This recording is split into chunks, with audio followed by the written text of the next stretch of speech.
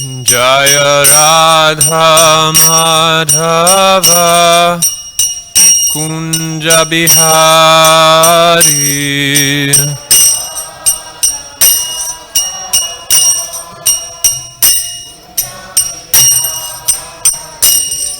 Jaya Radha Madhava Kunja Bihari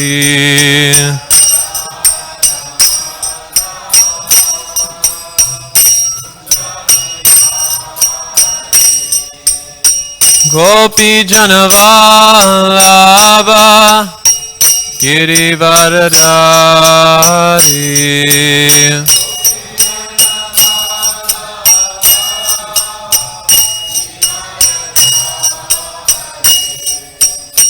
Gopi Janavallabha Girivaradari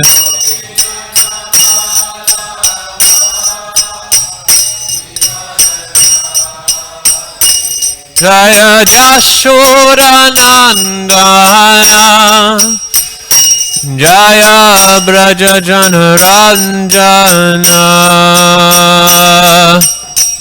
Jashoda Nandana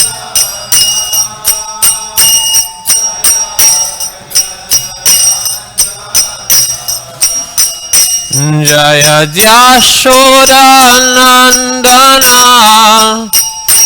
Jaya Braja Janaranjana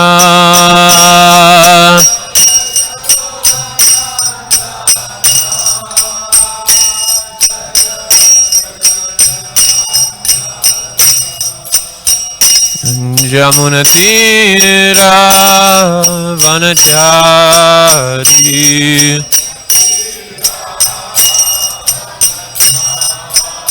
Jamuna Tira Vanachari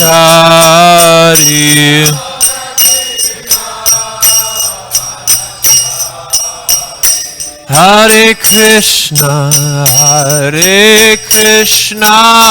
Krishna Krishna Hare Hare Hare Rama Hare Rama Rama Rama Hare Hare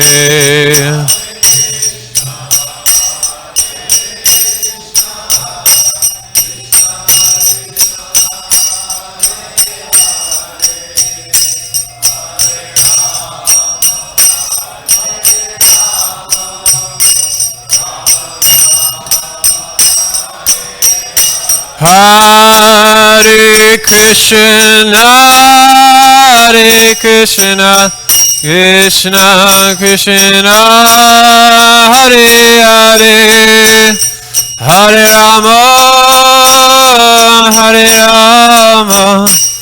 Rama Rama Hare Hare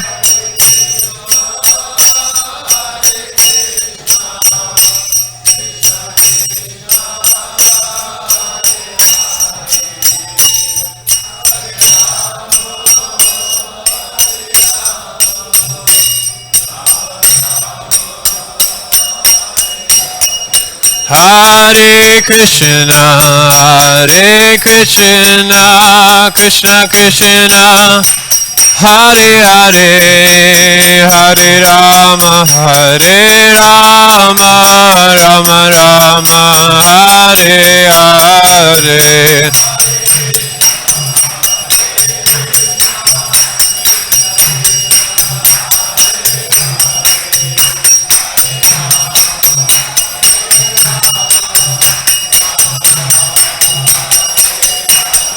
Hare Krishna Krishna Krishna Hare Hare Hare Rama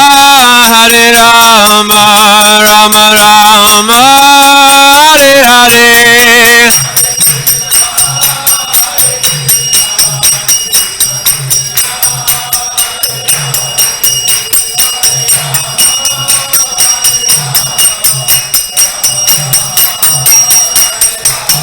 Hare Krishna,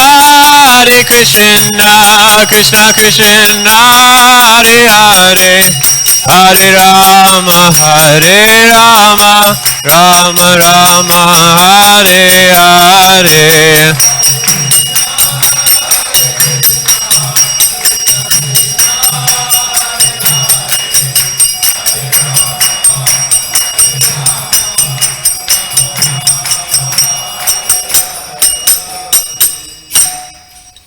Jayam Vishnupad Paramahamsa Parivrajagacharya Ashtotarashata Shri Srimat His Divine Grace A.C. Bhaktivedanta Swami Srila Prabhupada Ki Jai Ananta Koti Vaishnava Vrinda Ki Jai Grantaraya Srimad Bhagavatam Ki Jai Nidai Gaura Premanande. Reading from Srimad Bhagavatam, Canto 3, Chapter 22, Text 24, The Marriage of Kandarbha Muni and Devahuti. Om Namo Bhagavate Vasudevaya.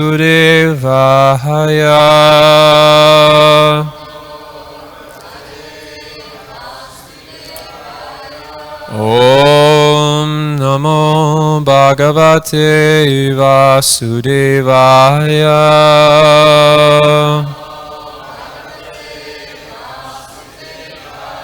Om Namo Bhagavate Vasudevaya.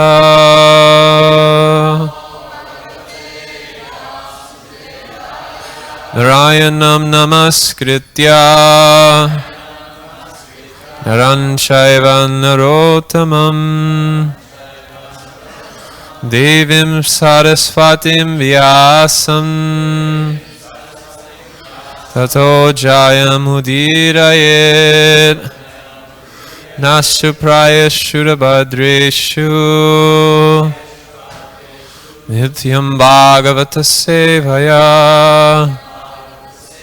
Bhagavati Uttama Shloke Bhaktir Bhavati Naishtaki Krishnaya Vasudevaya Devaki Nandanaya Cha Nanda Gopa Kumaraya Govindaya Namo Namaha Yasvanubhavam Akila Shruti Saramekam Adyatmandipam Atiti Shatam Tamunindam Samsarinam Karunayaha Purana Guyam Tam Vyasasunam Upayami Guru Muninam. Text 22 has no purport, and text 23 has a purport. Archita Prabhu, which verse should I read the... Okay. Sunu gyanfavayasitam mahisyam duhitosputam tasmai gunakanatyaya dato tulyam parharshitaha.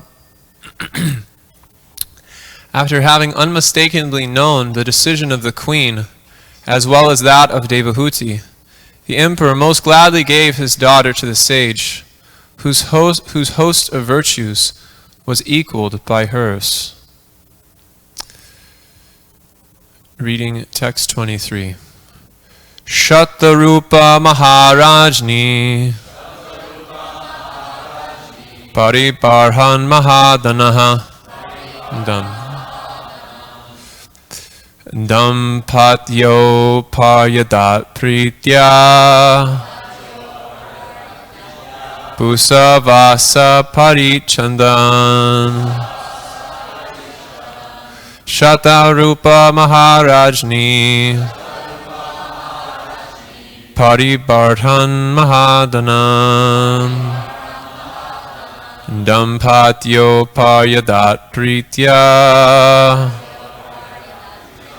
Busavasa Parichandan.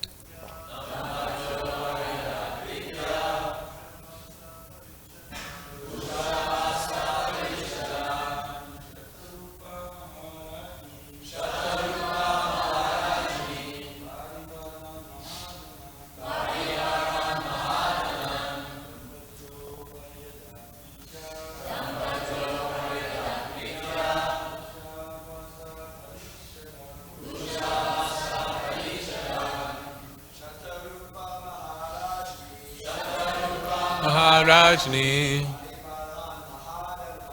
Nivarha Mahardana Vidya Shaparishada Shatarupa. Sorry, Vaishnavis.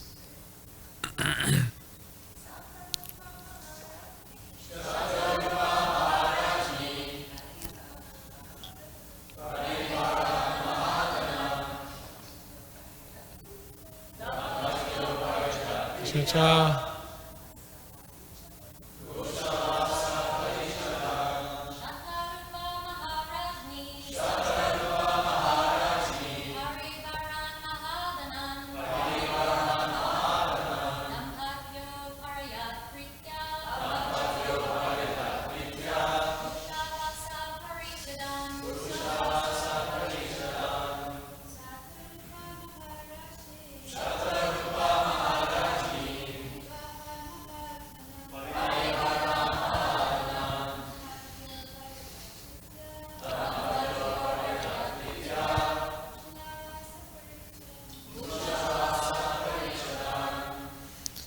Shatarupa, Empress Shatarupa,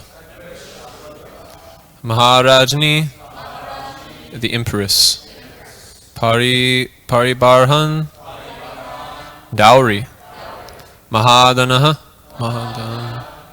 valuable presents, Dampatyo, to the bride and groom, Paryadat, gave, Pritaya, out of affection, Bhusan, ornaments, Vasa, clothes, Parichandan, articles for household use.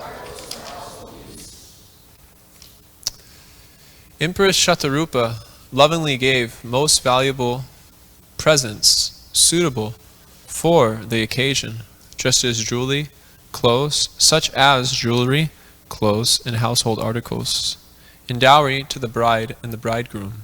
Purport. By His Divine Grace, A.C. Bhaktivedanta Swami Srila Prabhupada. The custom of giving one's daughter in charity with a dowry is still current in India. The gifts are given according to the position of the father of the bride. Paribarhan Mahadana means the dowry which must be awarded to the bridegroom at the time of marriage. Here, Mahadana means greatly valuable presents, befitting the dowry of an empress. The words Bhusavasan Parichandan also appear here. Bhusa means ornaments, Vasa means clothing, Parichadan means various household articles. All things befitting the marriage ceremony of an emperor's daughter were awarded to Kardama Muni, who was until now observing celibacy as a brahmachari. The bride, Devahuti, was very richly dressed with ornaments and clothing. In this way, Kardama Muni was married with full opulence to a qualified wife, and was endowed with the necessary paraphernalia for household life. in the Vedic way of marriage, such a dowry is still given to the bridegroom by the father of the bride. Even in poverty-stricken India, there are marriages where hundreds and thousands of rupees are spent for a dowry. The dowry system is not illegal, as some have tried to prove. The dowry is a gift given to the daughter by the father to show goodwill, and it is compulsory.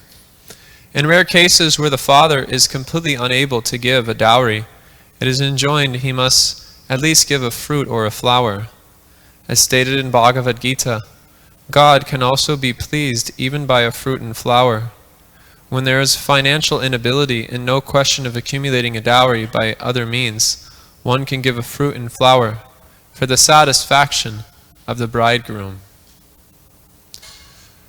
Om Ajnanatirmirandasya Jnananjana Shalakoya Chakshurun Minitam Yena Tasmai Shri Guruve Namaha Shri Chaitanya Manobhistam Stapitam Yena Bhutale Swayam Rupa Kadamayam Dadati Svam Padantikam Vandeham Shri Guru Shri Yukta Parakamalam Shri Guru Vaishnavamscha Shri Rupam Sagrajatam Sagana Raghunatam Vitam Tam Sajivam Sadvaitam Savadutam Parijana Sahitam Krishna Chaitanya Devam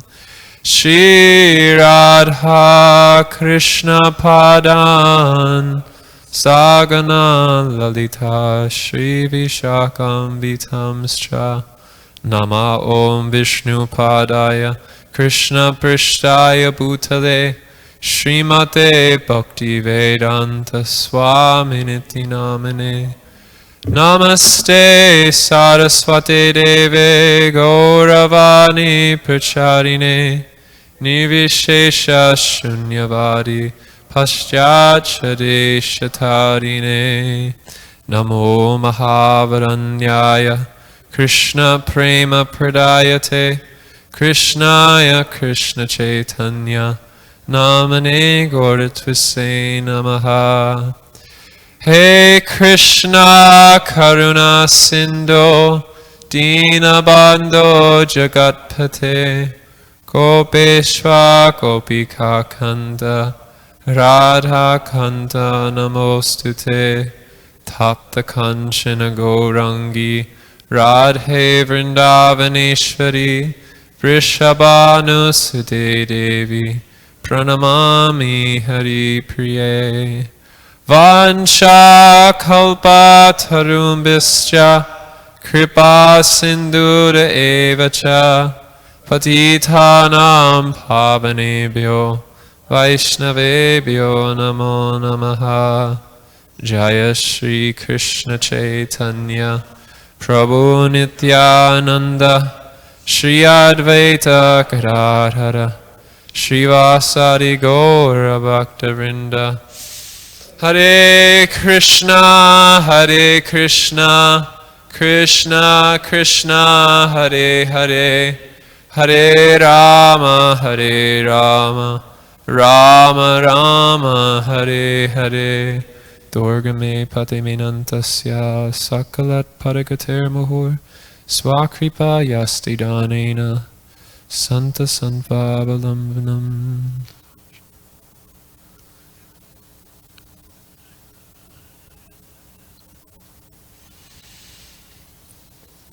Before we begin speaking on this verse, I would think it's important that we zoom out a little bit from the current verse to get a broader perspective on what the Bhagavatam is speaking about. The Srimad Bhagavatam has the ability to eradicate all anarthas from our heart. Anarthas are unwanted things which we have accumulated in contact with the material energy. Anything that you touch, it sticks to you.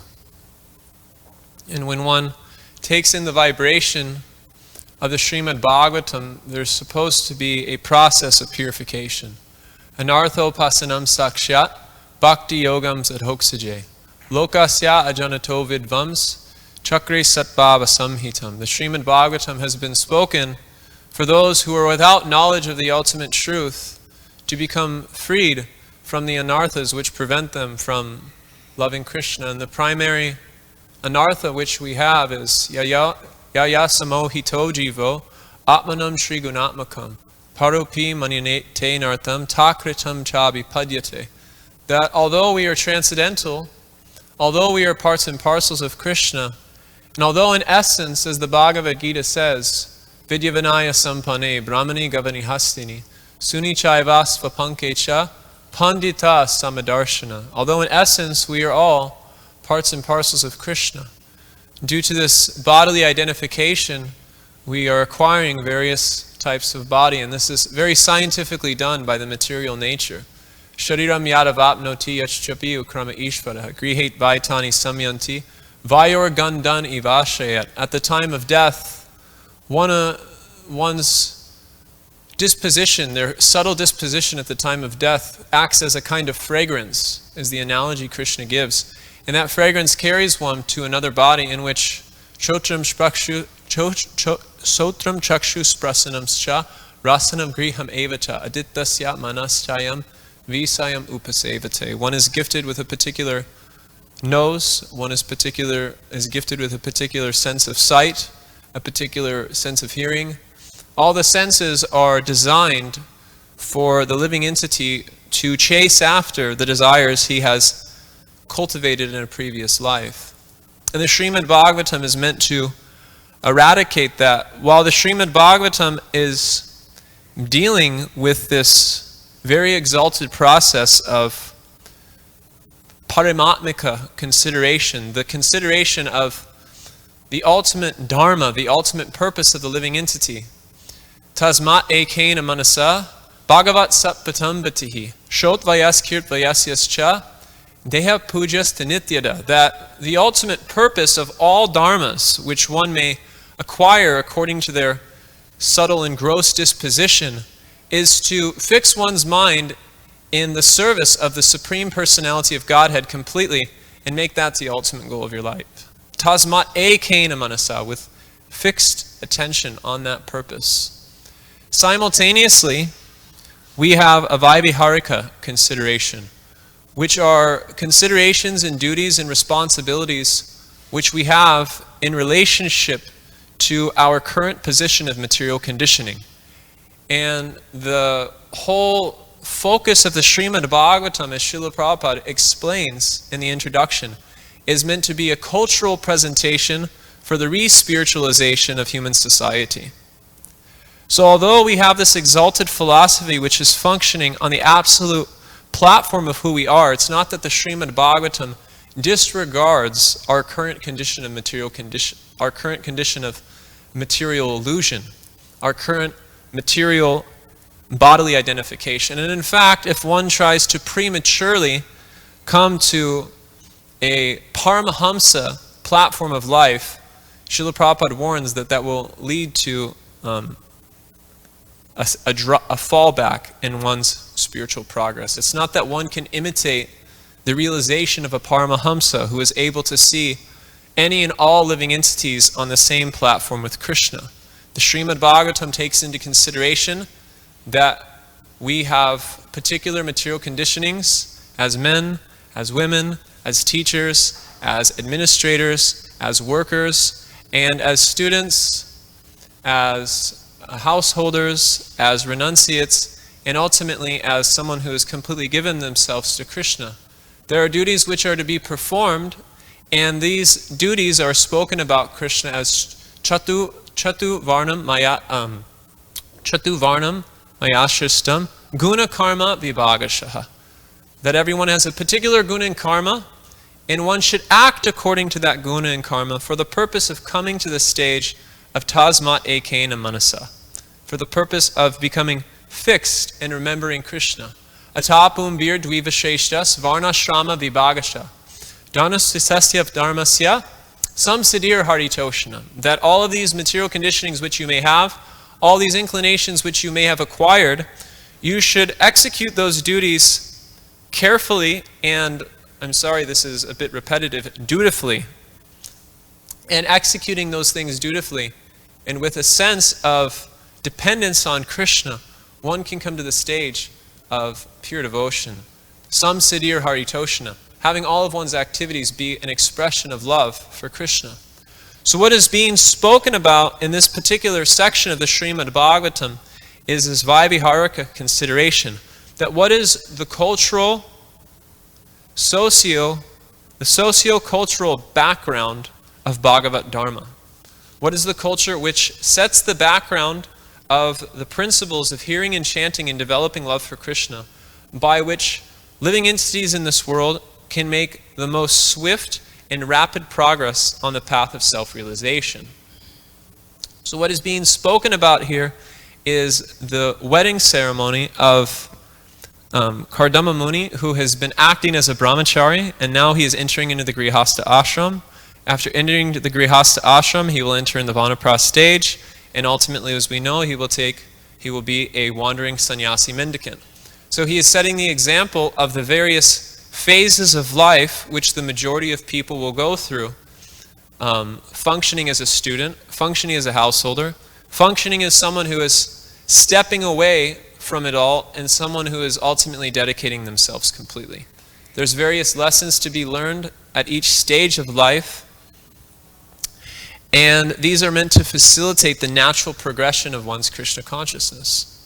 What is being spoken about here is the beginning of the Grihastha ashram. And we can see that in this exchange of marriage, it's not relatives coming together, drinking alcohol, speaking a bunch of ridiculous things, but as we've seen leading up to this, it has been heartfelt glorification of Kardama Muni and heartfelt glorification of Devahuti. Devahuti has never met a man in her life. Kardama Muni has never touched a woman in his life. And this first meeting is full of culture, it is full of respect, and it is full of appreciation. This is the value of a Varnashram society. When you're very conscientious of the roles in which particular people have to play in society, then it facilitates an atmosphere in which loving exchange and selflessness becomes the natural function of the society. This is the Vaiviharika consideration, that the respect which is being shown to Kardama Muni and the respect which is being shown to Devahuti is the emblem of a Vaishnava society. And we're only dealing with a so-called mundane ceremony. But you can see when these Vaiviharika considerations are followed according to the conclusions of the Shastra, according to Varnashrama, the natural byproduct of that is that people develop an inclination towards the Paramatmika consideration, the ultimate absolute consideration of life. This is the whole purpose of arranging society. This is the whole purpose of a socio-cultural backdrop in human society. The purpose of human society is labba sudurlabha idam bahusam bhavante manusyam arthadam manityam hapi adira. That this life is temporary, so it should only be used for the purpose of self-realization. If one has come to the human form of life, it does not mean that anyone can do any damn thing they like, but they have to learn to cooperate according to a doctrine which is coming from the Shastra, coming from higher authorities, and coming from a source of knowledge which is beyond the considerations of one's mind and body. So that's why we see in Varnashram society, extreme prominence is given to the protection of brahmanas, extreme prominence is given to the protection of cows, prominence is given to the protection of women, children, and elders. And all of these things are there to ultimately protect the principles of the Bhagavat Marg. If we have a culture which is encouraging sense gratification, which is currently the standard of human society, generally known in sociological circles as liberal humanism, which is the idea that man is the ultimate measure of all things, and that man's rational disposition can draw conclusions which are absolute. The natural byproduct of this liberal humanism is moral relativity. I had an experience of this when I was in the university of what moral relativity is. The foundation of liberal humanism is that there is no ultimate truth. And I had an experience of this directly. So when I was in college, I was visiting a friend's music band. They were having a show in our local town. And one of my professors was there. He was a new professor. He had just moved from Arizona to teach at the university I was going to. And he was one of my professors, so I started speaking with him. We were out on the sidewalk after the show, and I was speaking with him. And at this time, I had just started reading Srila Prabhupada's books. I wasn't completely sure if I wanted to be a devotee, but I had some feeling for the things which Srila Prabhupada was saying. And Srila Prabhupada, as we all know, often speaks about absolute truth in his books. So I was telling this professor, he was asking me, why are you studying anthropology? And I told him, I'm studying anthropology because I want to know what is the truth. And he very boldly told me that there is no truth. This is liberal humanism, that anyone's opinion, anyone's postmodern opinion is just as valuable as the other, and there's no ultimate authority. And the byproduct of that is moral relativity, in which one can define moral standards according to their own social conduct. And we see that in relationship to these 5 things that I've mentioned, brahmanas, elders, women, cows, and children, when you have this materialistic, asuric disposition imposed upon these things, all of them get exploited. Brahmanas are not respected because there is no ultimate authority in society. Elders are put into retirement homes and asked to be quiet. Women are seen as objects of sense gratification. Children are given to a public university in which the ideas and morals of that materialistic society are imposed upon the child from an early age. And cows are seen as an object of one's daily meal. This is the byproduct of a materialistic civilization, and as Krishna says in the Bhagavad Gita, Mogasya moga karmano, moga jnana vichetasa, rakshashim asurim chaiva, mohinim, prakritim mohinim shritaha. That such an atheistic conception of life, it leads to people not knowing the ultimate goal, people's activities ultimately being spoiled, and every objective which they are trying to achieve ultimately becomes defeated. Krishna consciousness is completely different. Krishna consciousness, the socio-cultural backdrop of Krishna consciousness is that Brahmanas are seen as leaders of society because they represent the Shastra. And with healthy Brahminical culture, every other division of society can ultimately flourish. If you have a healthy Brahminical culture, they function as visionaries in society, who can give guidance to the Kshatriyas, who function as the executors of that vision. And then we have Vaishyas, who function as creating an economic backdrop by which people can live a healthy and fruitful life, living off of milk, grains, clothes. And then you have Sudras who are supporting the whole society in various different ways. This is how Brahmanas are respected. Elders are respected as seeing people who may not necessarily always carry shastric wisdom, but they carry the consideration of aitiya, which is traditional wisdom. And that traditional wisdom can help protect the youth from making decisions which can ultimately lead to unwanted reactions in the future. Women are respected as they are protected from an early age, and they are seen as the mothers of society because it's understood that women, when they are functioning as mothers, they render the most important service to society by raising children who can become God conscious. So this is why men and women are separated from an early age in Vedic culture in order to show respect to the fact that this combination of man and woman can be very, very volatile for each other, and women being in a position where they can be easily exploited due to physical weakness and also due to an emotional feeling, as we see in the Srimad Bhagavatam when Ashvatthama was going to be killed. Devahuti had a natural emotional disposition. So to this emotional disposition, which is meant to be used for the nurturing and upraising of children, they can easily be exploited by men of unwanted character. Finally, we have we have cows. Cows are functioning in the society as emblems of sattva guna, where they can produce milk, they can till the field, and practically every product which is coming from the cow has some practical use in society. Even the cow dung can be used as for cooking, it can be used for decoration, it can be used for various practical household paraphernalia, as is being said here, household use.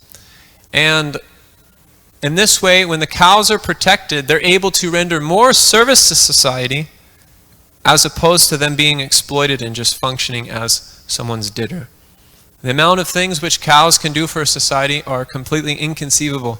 Devaki Nandana Prabhu, the temple president or the temple leader of ISKCON Kanpur, before they built the Kanpur temple, first he developed a Goshala with 500 cows.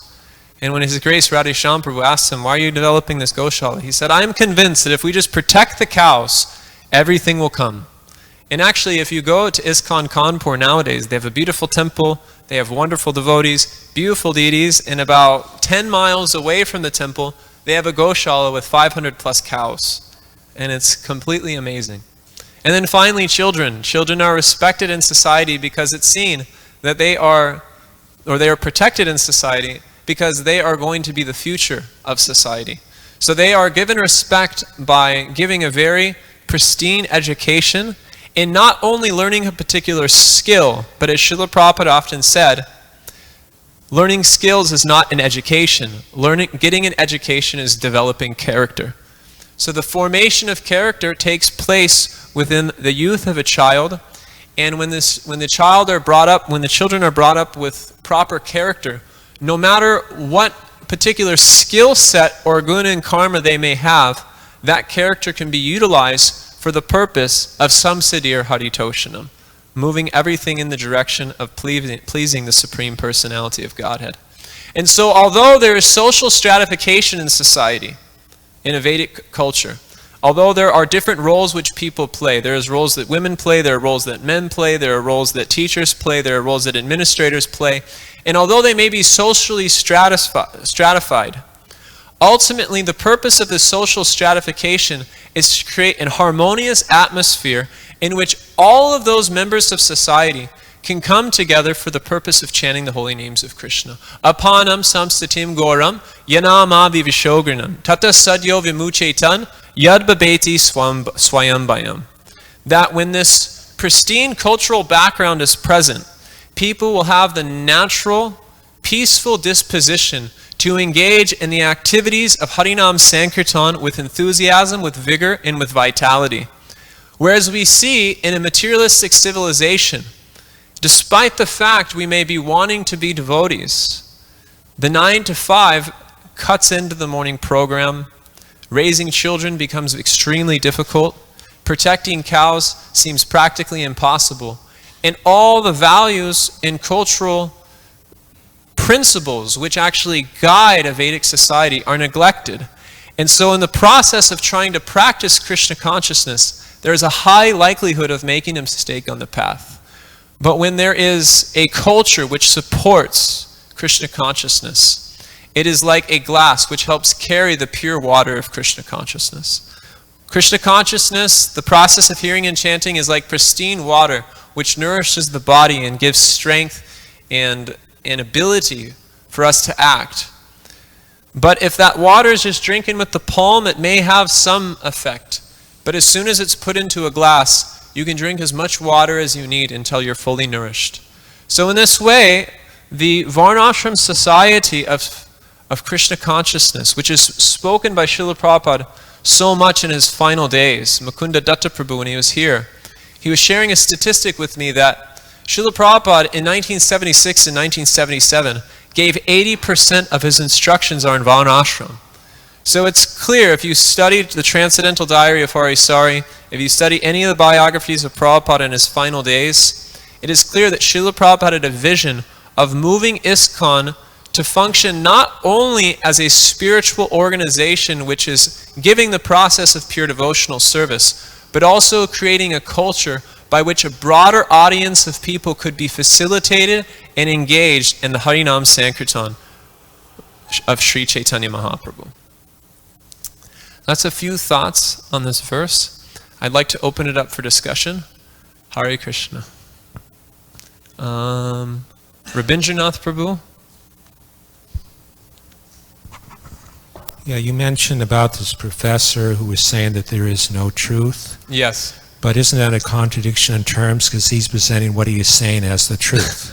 That's the absurdity of what he was saying. Because basically, as soon as he says there's no truth, it means I have to accept that he's the truth.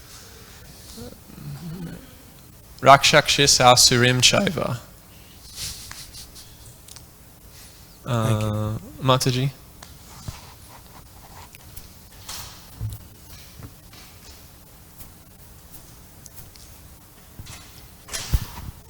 Hare Krishna, thank you for a wonderful class. I'm just looking for some clarification. It's probably my misunderstanding. Human life is meant for self-realization. Correct. And that realization happens in 3 stages. First, impersonal Brahman, then Paramatma, then Bhagavan. You said that one who is attaining for Paramatma is likely to fall down, but I was thinking that that was a prerequisite to Bhagavan realization. No. Sorry, it was just it's just a use of language. Paramatmika is our eternal duties. So I was referring to Parimatmika. If one just tries to take to our eternal duties without the prerequisite purity to be fully engaged in that, one can easily fall back. So there is a cultural consideration within Krishna consciousness, within the Vaiviharika, which helps create a background by which, from whatever position you may be in, you can peacefully execute Krishna consciousness. So that is known as dharma. Thank you. Thank you.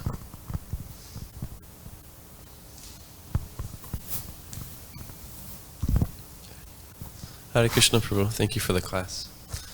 You mentioned of these 5 members of society who need to be protected in order for the Varnashram Dharma to flourish. You gave the example of the Kampur devotee who, just by first protecting the cows, everything else seemed to come naturally. Correct. Is there any shastric evidence or recommendation of which of these members of society one can start to try to protect and reestablish? They should all be protected. It's not that one's given prominence over another, but I've heard Bhakti Raghava Maharaj say that if cows are protected, everything else can follow.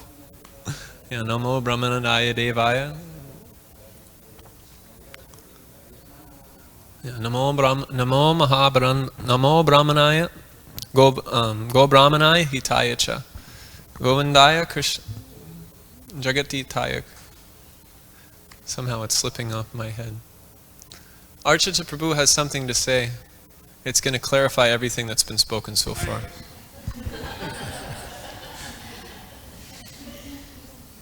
Before we dive into the individuals that are being recommended to be protected, we have to understand who this directive is being aimed at. It's being aimed at the administrators, not just Joe Blow on the street. It's true. Those who take up the position of administrators, in other words, the Kshatriyas, they have to have this firmly as their guide, that they have to protect these 5 classes of individuals. Yeah.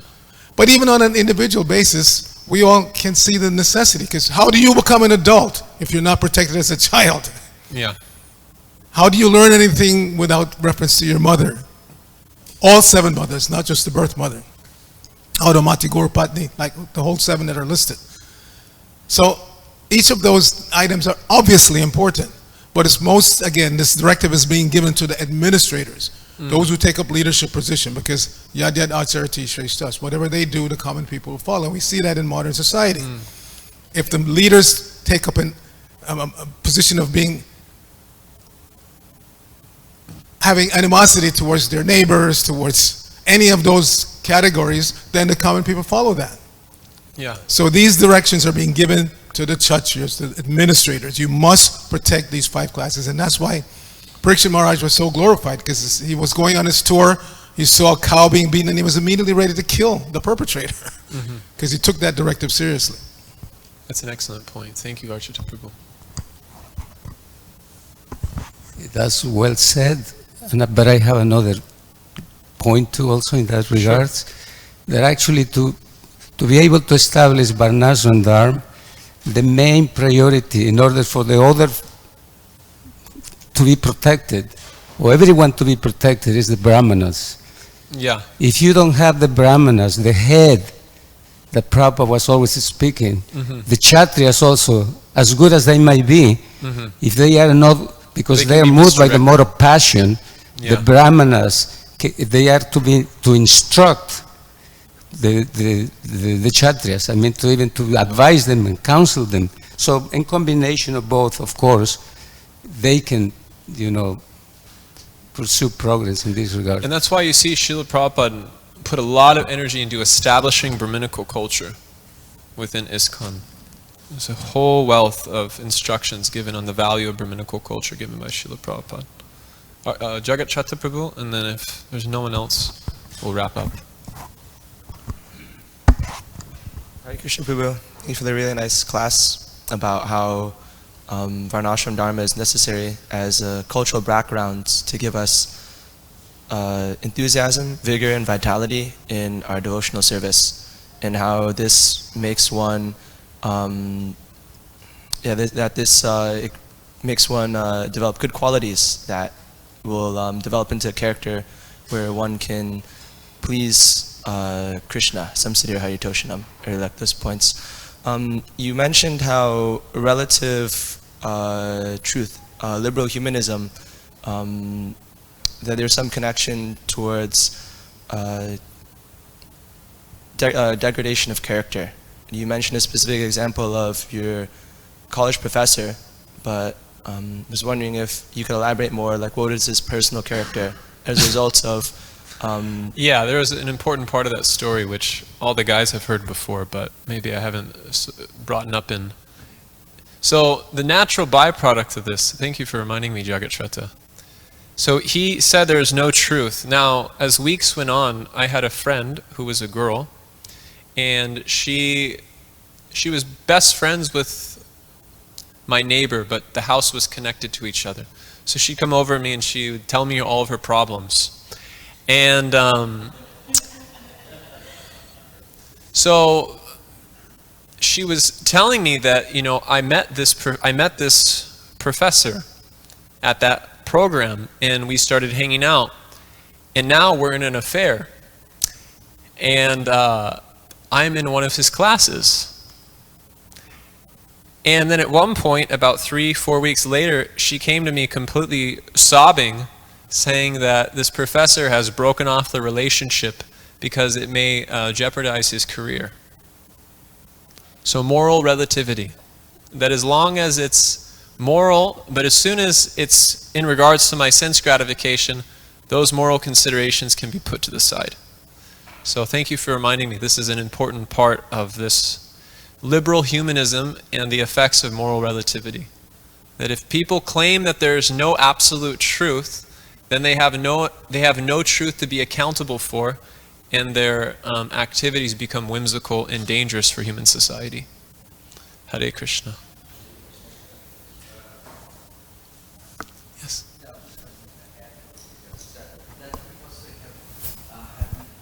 Thank you. They have had no training, they have had no culture, no knowledge, and when you don't know anything, then you come to false conclusions like the one that you just mentioned. But that does not necessarily mean that that will be the same for that person for the rest of his life. He may meet a person like you, and then you explain to him that there is a truth, there is an absolute, there is a supreme Lord, and here's why. And then you get into the details. So therefore, even if a person says things which are foolish, nonsensical, make no sense, we shouldn't laugh at him or look down at him, because he may be a great scholar in the future. Only because he asks questions, gets the right answers, and then those right answers become his new answers, as opposed to the one that he had before, that there's no, there's no truth at all. Now he says, there's truth in everything. Thank you very much, Maharaj. Thank you. Yes.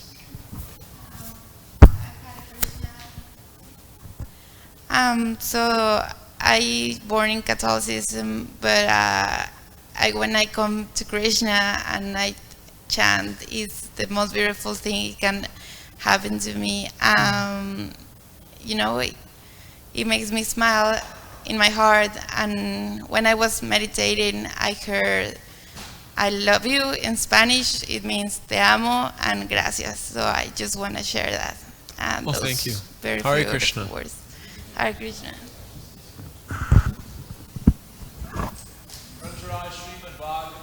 Jai. His Grace Devavrata Prabhu ki Jai.